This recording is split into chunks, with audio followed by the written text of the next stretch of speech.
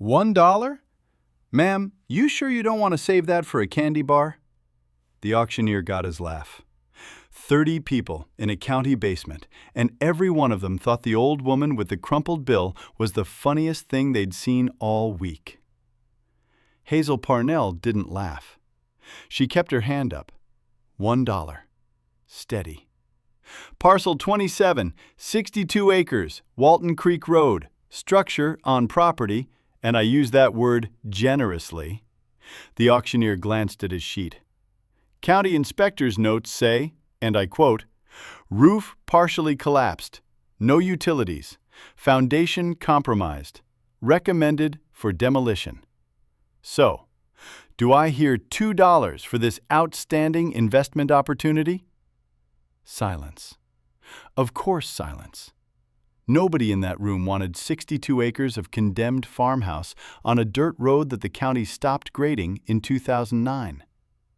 Sold, $1, to the lady in the back who just became the proud owner of the worst piece of real estate in Carter County.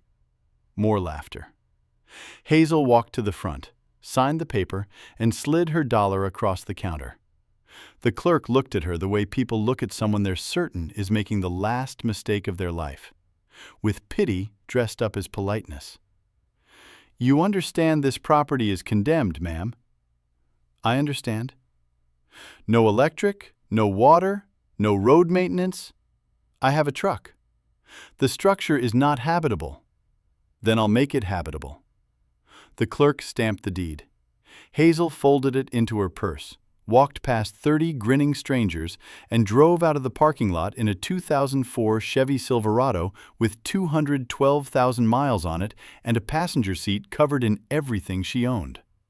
6 hours earlier, she'd had a house, a savings account, a son who said he'd take care of everything. Now she had a deed, a truck, and $623. Quick favor. If you've ever been laughed at for refusing to disappear when everyone expected you to, tap like and subscribe. Because the farmhouse Hazel just bought for $1 was holding something inside its walls that nobody in Carter County had seen in 70 years. And when Hazel found it, the people who laughed would go very, very quiet. The eviction had the shape of an ambush. That was the part Hazel kept replaying. Not the words, but the choreography. How planned it was, how rehearsed. Her son Donnie, 51, car dealership manager. The kind of man who smiled when he was selling you something and stopped smiling the moment you signed. He'd arrived at her house Tuesday morning with a woman Hazel didn't recognize. Blazer, clipboard, measuring tape. Realtor. Already measuring the hallway before Hazel had finished her coffee. Mom, sit down. We need to talk. About what? The house. What about my house? It's my house, Mom. Has been since 2020. The words hit like a truck she didn't see coming. His house, since 2020. The year Hazel's husband, Boyd, had died from a stroke at the kitchen sink, and Donnie had come up from Nashville with papers and a pen and a voice that said, "This is just for the taxes, Mom. Nothing changes." Everything changed.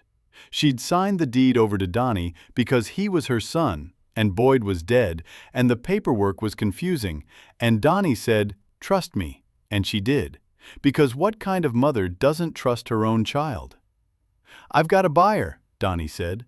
"Developer, $410,000. We split it. You get half. That's plenty for assisted living."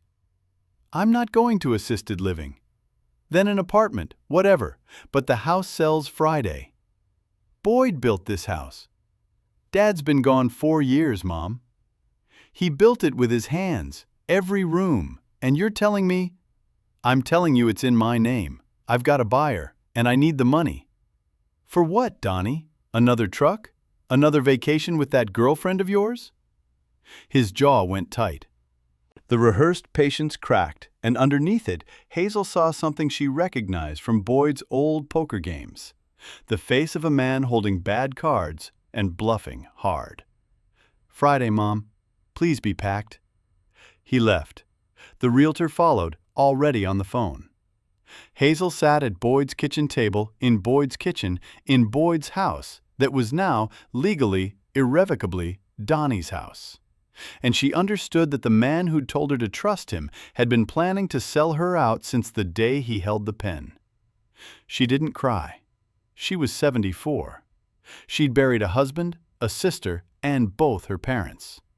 She'd survived a flood that took the first floor in '98 and rebuilt it herself while Boyd was in the hospital with his first heart episode. Crying was for people who still had the luxury of believing the world was fair. She packed. One suitcase. Boyd's toolbox, the good one, the one he'd had since '81. Craftsman, every socket, every wrench. Canned food, the quilt from their bed. His Bible. 2 photographs. Their wedding and the house the day Boyd finished it, 1979, standing on the porch with his arm around her, sawdust still in his hair. She loaded the truck, drove to the county auction, and bought a place to stand. Tap like if you've ever had to buy your own dignity because the people who should have protected it sold it out from under you. Because Hazel Parnell was about to discover that the farmhouse she bought for $1 was worth more than anything Donnie could sell. Walton Creek Road was less a road than a theory. 2 ruts through red clay, narrowing through hickory and oak until the trees opened into a clearing where the farmhouse stood like a dare. It was bad. Hazel wouldn't pretend otherwise. 2 stories, wood frame, probably 1920s. The left side of the roof had buckled inward. Not collapsed entirely, but sagging with the patient exhaustion of a structure that had been holding its breath for decades. Windows gone, front porch listing. Vine and honeysuckle crawling the walls like the forest was reclaiming it inch by inch. But the bones. Hazel walked the perimeter the way Boyd had taught her, knocking wood, pressing joints, reading a building the way some people read faces. The frame was chestnut, old growth, hand-hewn, the kind of timber they stopped cutting because there wasn't any left. The foundation was stacked stone, settled but uncracked. The chimney stood straight, a column of fieldstone mortared tight by someone who understood that a chimney was the spine of a house, and a spine doesn't lean. Inside, dust, leaves, animal evidence. But also a staircase that held, floors that didn't give, walls plumb enough that Boyd would have nodded, a kitchen with a cast-iron stove the size of a small car, a living room with a fireplace you could stand in, 2 bedrooms upstairs with south-facing windows, morning light, the kind Boyd said was best because it didn't shout. "Okay," Hazel said to the house, "we've got a deal. I'll fix you. You don't fall on me." Something creaked upstairs. She took it as agreement. First night, truck. Second night, living room floor, quilt, fire in the fireplace that took her 4 attempts because Boyd had always been the fire builder and she'd always been the one who said, "It's smoking," and he'd adjust the damper and say, "Patience, woman." 4th try, the fire caught. The room warmed. The stone walls glowed orange, and Hazel lay on the floor of a condemned farmhouse staring at a ceiling she couldn't afford to fix, and felt something she hadn't felt since Boyd died. Not comfort, not safety, something more basic. Choice. This was her choice. Her floor, her fire, her problem to solve, nobody else's. The hardware store in Garner, 31 miles, was run by a woman named Lottie Ford, 68, widowed. Built like a woman who'd been carrying her own weight since before carrying your own weight was a slogan on a t-shirt. Hazel walked in on day 3 with a list written on the back of the auction receipt. Roofing tar, tarps, nails, pipe fittings, a kerosene lantern. Lottie read the list, looked at Hazel, looked at the list again. Walton Creek Road? How'd you know? Only property in the county that needs all of this at once. Lottie started pulling items. The old Jernigan place. I know it. My daddy used to run cattle with Old Man Jernigan when I was a girl. What do you know about it? Built in the 20s by Amos Jernigan. Family farmed it until the 60s. After that it changed hands a few times, went tax delinquent, county condemned it. She set a bucket of tar on the counter. What'd you pay? $1. Lottie's mouth twitched. Not a laugh, something closer to recognition. What are you planning to do with it? Live in it? By yourself? Unless you're volunteering. Now Lottie did laugh. Full, real, the kind that starts in the belly and doesn't apologize. Contractor pricing, she said, starting today. And you can run a tab. I don't take charity. And I don't give it. I'm investing. I want to see what a woman with $1 and a toolbox does with 62 acres of condemned farmhouse. The tab started at $0. By the end of the first month, $287. Hazel logged every cent in a notebook beside Boyd's Bible, because owing money sat in her stomach like a stone. But the house was changing, one repair at a time. Roof first. She couldn't re-shingle alone, not the whole thing, but she could patch. Tarps over the collapsed section, sealed with roofing tar. Not pretty. Dry. Porch next. She tore off the listing section, salvaged what she could, cut new posts from a hickory that had fallen at the clearing's edge. Boyd's handsaw, because she didn't have a chainsaw. 4 days for one side of a porch. Her shoulders burned, her knees screamed every morning, her hands blistered through gardening gloves. But it held. She stood on it, bounced, held. Boyd, she said to nobody, I built a porch. Windows. Plastic sheeting stapled tight. Stove, cleaned, flue-checked, test fire. Smoke rose clean. Kitchen warmed. She cooked her first meal, beans and cornbread, cast iron, and ate it standing because she didn't have a chair yet. Best meal in 4 years. Lottie drove out on a Saturday, didn't call ahead, just appeared in her truck with a rocking chair in the bed. It was in my garage, Lottie said. Take it or I burn it. That chair's worth $200. It's worth what someone gets out of it. Right now it's getting dust in my garage and splinters in your rear end every time you sit on that porch step. Hazel took the chair, sat on it that evening, rocked. Watched the sunset through hickory trees, orange and gold, the kind of sky Boyd used to call God showing off. The rocking chair was the first thing in the farmhouse Hazel hadn't built or fixed herself. It mattered more than it should have, because it meant someone had seen her and decided she was worth a chair. If you've ever been invisible until someone handed you something you didn't ask for, stay with me. Because that chair was just the beginning, and what Hazel found inside the farmhouse walls changed everything. Week 6. Hazel was pulling rotten lath from the kitchen wall, water damage behind the stove, plaster black with mold, when her pry bar hit something that wasn't wall. Wood. Not structural, intentional. A cedar panel set flush into the cavity between interior and exterior walls, invisible under 60 years of plaster. She pried it loose. Behind it, a tin box, red paint mostly gone, latched but not locked. She carried it to the porch, set it on the railing, opened it.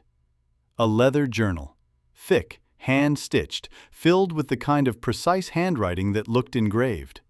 And papers, folded, yellowed, brittle at the creases. First page, the record of this farm, kept by Amos Jernigan, begun 1928. Hazel read it the way she'd read Boyd's letters from the army, carefully, slowly, holding each page like it might dissolve. Amos Jernigan hadn't just been a farmer. He'd been a builder, hired by families across 3 counties to construct barns, houses, churches. During the Depression, when nobody could pay, he'd worked for trade. A bushel of corn for a porch, a pig for a roof. He'd kept records of every job, names, dates, locations, what was built, what was traded. But the journal held more. Between the construction records were entries about the farm itself and about a discovery Amos had made in 1931. Dug the new well today on the east slope. At 32 feet struck water, strong, cold, clear. But at 40 feet struck something else. A vein of clay, blue-gray, fine as flour. Pulled a bucket of it up. Fired a test piece in the kiln. It holds. It glazes. I believe this is stoneware clay of the first quality. Hazel read the entry twice. Stoneware clay. On her land. The journal continued. Amos had quietly begun mining the clay, small amounts, by hand, from the well shaft he'd widened into a proper dig. He'd built a kiln behind the barn, and for 30 years he'd been making pottery, bowls, crocks, jugs, plates, from clay he'd pulled from his own land. The pottery was extraordinary. Amos documented his technique meticulously. Glaze recipes using local minerals, firing temperatures, the specific properties of the clay that made it fire-dense and ring like a bell when you tapped it. He'd sold pieces at county fairs under a false name, Walton Creek Pottery, because he didn't want anyone to know where the clay came from. If they know the source, he wrote in 1943, they'll come for the land. They always come for what's in the ground. He'd been right. The journal's later entries described offers from a ceramics company, increasingly aggressive, increasingly threatening. Amos had refused every one. He'd sealed the clay deposit, filled the well shaft, and hidden the journal and his best pieces inside the walls of the farmhouse. The clay will wait, he wrote in his final entry, dated 1961. It has waited 10,000 years in the ground. It can wait for someone who deserves it. Hazel set down the journal, looked at the kitchen wall, the wall she'd been tearing apart for water damage. Behind the cedar panel, beside the tin box, she could now see something else in the cavity. Objects wrapped in cloth. She pulled them out, one at a time. 7 pieces. Bowls, a jug, a plate. Each one dense, smooth, with a glaze that caught the afternoon light in shades of blue and gray that looked like the sky after rain. She tapped the rim of the largest bowl with her fingernail. It rang. Clear, high, pure. The sound of something made right. She drove to the university extension office. A geology professor named Dr. Ray Watkins tested the samples and called back within 2 hours. Mrs. Parnell, this is kaolin feldspar stoneware clay. Very high quality, very rare in this region. A viable deposit of this quality on 62 acres. You're looking at a sustainable operation that could generate income for decades. Hazel hung up, sat in the rocking chair, looked at the 7 pieces of pottery on the porch railing, blue and gray, ringing like bells, made from clay that had been waiting under her feet since before she was born. Amos Jernigan had known. He'd hidden the journal because he knew that what was in the ground was worth more than the house above it. And he'd trusted that someday someone would find it who'd use it right. Tap like if you believe that some things wait underground until the right person stands above them. Because what Hazel did next with that clay didn't just save her life. It built something that made her son drive 4 hours to see what he'd thrown away. The word got out the way words get out in small counties, through Lottie's hardware store, through the extension office, through the particular frequency of gossip that runs between diners and church parking lots. The old Jernigan place has stoneware clay. The woman who bought it for $1 found it in the wall. People came, not to gawk, to help. Because Hazel had been buying supplies from Lottie for 6 weeks, and Lottie talked. And the story of a 74-year-old woman rebuilding a condemned farmhouse alone had traveled through Carter County like a low fire. Cal Briggs, retired mason, 71, showed up with his grandson and rebuilt the collapsed section of chimney in 2 days. Jernigan built this chimney right, Cal said. Least I can do is keep it standing. A woman named Tess Okafor, ceramics professor at the community college, drove out to see the clay samples, and stayed 4 hours, testing, firing, running her hands through the material with the particular reverence of someone who understood what she was touching. "This is museum-quality clay," Tess said. Amos was a genius. The glaze recipes in his journal. These aren't folk techniques. These are innovations. He was doing things with local minerals that ceramics programs didn't figure out until the 1970s. He was a farmer with a kiln. He was an artist who happened to farm. There's a difference. Tess offered to help Hazel establish a small pottery operation. Nothing industrial, nothing that would strip the land. A studio, a kiln. Small batch stoneware made from Jernigan clay using Jernigan techniques, sold to studios and collectors who valued provenance and craft. "I don't know how to make pottery," Hazel said. "You rebuilt a porch with a handsaw. I think you can learn to throw a bowl." Hazel learned. Not fast. Her hands were 74 and arthritic, and more accustomed to hammers than clay. But she learned the way she'd learned everything since Boyd died. By doing it wrong, then doing it less wrong, then doing it again until the thing in her hands matched the thing in her head. The first bowl she made was lopsided. She kept it. The 10th was better. She sold it. The 50th was beautiful. Tess photographed it and posted it online with the story. The farmhouse, the journal, the hidden clay, the woman who bought it all for $1. The post went to 40,000 shares in a week. Orders came, small at first, individual bowls, sets of plates. Then studios called. A gallery in Asheville. A restaurant chain that wanted custom stoneware for their farm-to-table locations. Hazel didn't scale, didn't franchise, didn't hire a marketing team. She made what she could make, 3, 4 pieces a day, each one fired in a kiln that Tess's students had built on the property using Amos's original design.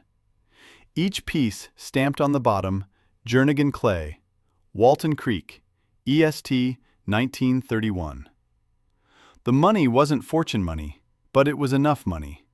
Enough for supplies, enough to pay off Lottie's tab, enough to fix the roof properly, enough to install a well pump and a solar panel and a composting toilet that Lottie called the fanciest outhouse in Tennessee. Enough to stop counting every dollar. Enough to breathe. The developer showed up in month 4, a man named Garrett Voss from a company called Ridgeline Properties. Polo shirt, SUV, the handshake of someone who'd read a book about handshakes. "Mrs. Parnell, we've become aware of the mineral deposit on your property. We'd like to discuss an acquisition. The property isn't for sale. We're prepared to offer $400,000. Not for sale. $600,000. Hazel looked at him from the rocking chair, the chair Lottie had given her, on the porch she'd built, in front of the house she'd fixed with Boyd's tools and her own bleeding hands. "Mr. Voss, a man named Amos Jernigan hid this clay because he knew men like you would come for it. He hid it inside the walls of this house and trusted that someone would find it who'd use it right. Not strip it, not sell it, use it. Mrs. Parnell, $600,000 is, I know what it is. It's the number you think my dignity costs. You're wrong." Voss smiled the patient smile of a man who'd been told no before and always found a way around it. These things have a way of becoming complicated. Access roads, mineral rights, county regulations. The mineral rights conveyed with the tax deed. I had a lawyer check. The access road is on my property. And the only county regulation that applies is the one that says you're trespassing right now. The smile held, but the eyes changed. "You're making a mistake." "I made one mistake in my life. I trusted my son with my deed. I won't make it twice." He left. Hazel watched the SUV disappear down Walton Creek Road and felt her heartbeat in her hands. Steady, strong. The beat of a woman who'd told a man with $600,000 to get off her porch. Donnie called in month 5. Hazel was at the pottery wheel. A used one Tess had found at an estate sale. $150, worth 10 times that in what it gave Hazel's mornings. Her hands were covered in clay. Her phone buzzed on the workbench. "Mom." "Donnie." "I saw the article about the farmhouse, the clay." "Which article?" "The Knoxville paper, front page of the features section." "I don't read the Knoxville paper." "Mom, it says you bought a farmhouse for $1 and found a clay deposit worth... It says experts estimate the deposit could generate..." "I know what it's worth, Donnie. I'm the one digging it." Silence. The particular silence of a man recalculating someone he'd written off. "I want to come see it." "Why?" "Because you're my mother. Because I made a mistake. Because you read the part about the clay being worth money." Silence. Longer this time. "That's not fair, Mom.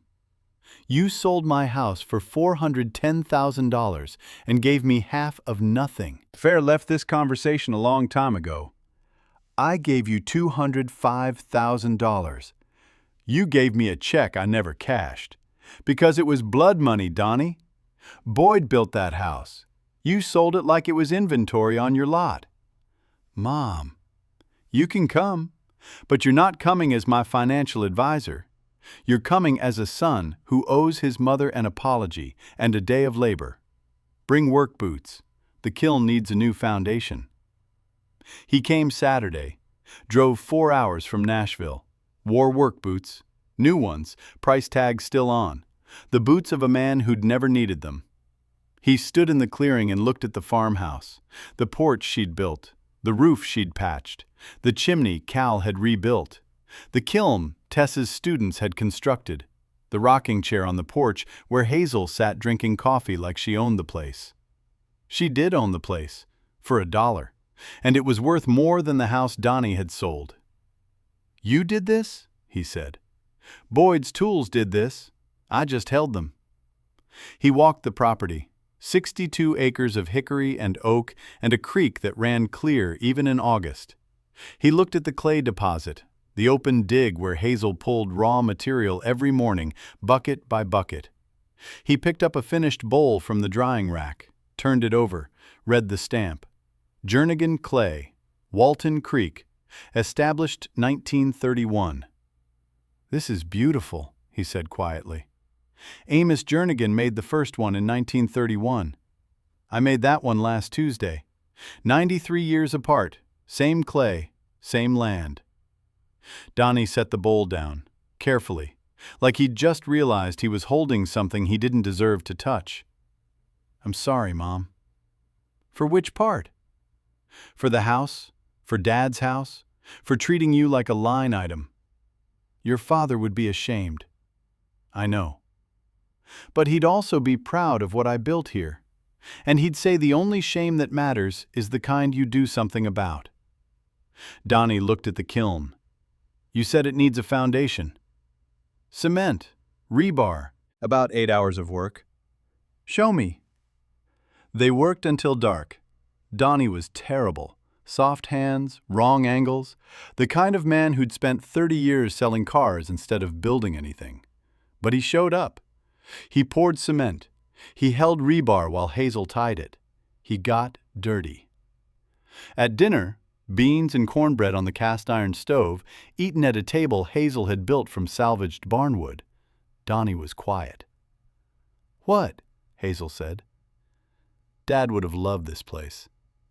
He would have had it fixed in half the time."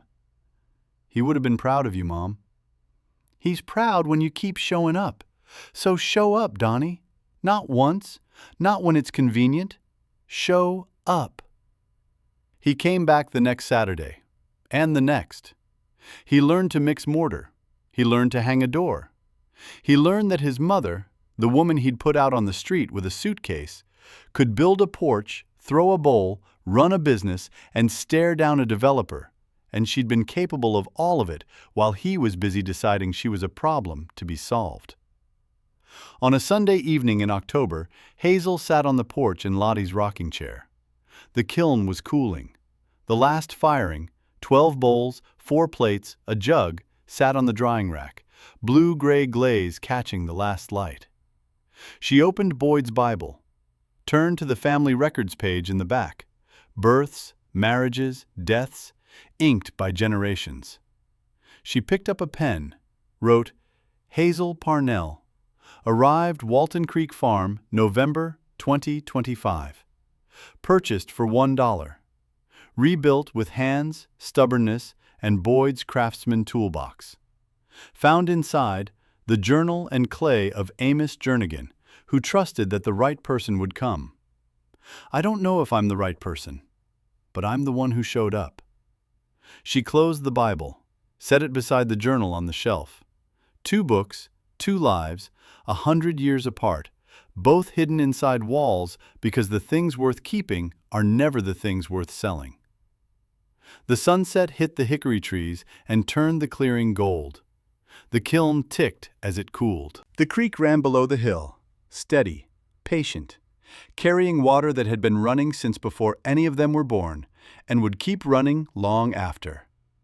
$1, 62 acres, 7 bowls and a journal, and a clay deposit that had waited 10,000 years in the ground for a 74-year-old woman with a Craftsman toolbox and nowhere left to go. It was enough. It was more than enough.